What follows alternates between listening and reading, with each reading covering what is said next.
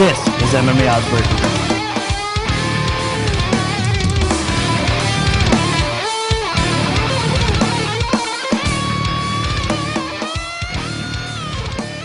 Okay, bonus time on today's Oddsbreaker segment. It's a huge fight. Jon Jones versus Dan Henderson for the light heavyweight title. We're going to start off with Larry first. When this fight does take place several months down the road, it is going to be Jon Jones opening up as a steep favorite, minus 545. The comeback on Dan Henderson is going to be plus 375. So Larry, are you going to lay the juice, minus 545, or are you going to take the underdog in Dan Henderson? I'm going to lay the juice and run because I think the number is going to go up significantly. Listen, I want to give Dan his respect. I think he belongs on the Mount Rushmore of MMA.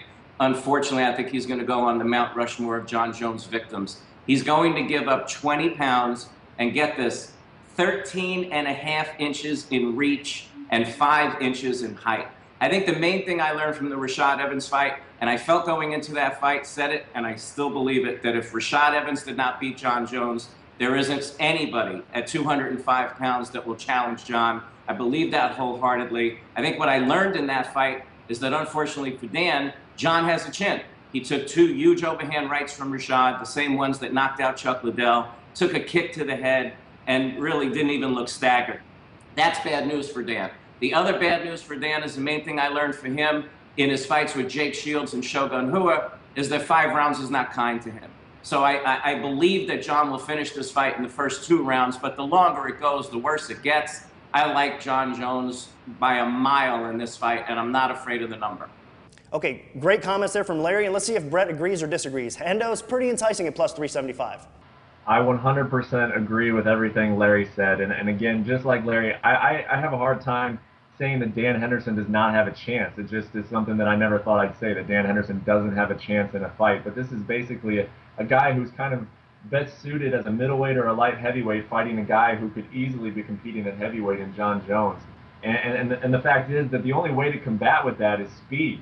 If you're giving up size, you have to be faster than your opponent. And in this situation, Dan is not as fast as Jon Jones. The only shot I give him really is that overhand right, but like we've seen in the Rashad fight, Jones can take a punch. You could not pay me to bet money against Jon Jones right now, at least in the 205-pound division. None of these guys are big enough to handle him. He's got every physical advantage in every single one of these fights, and he's working hard. He is improving between every fight.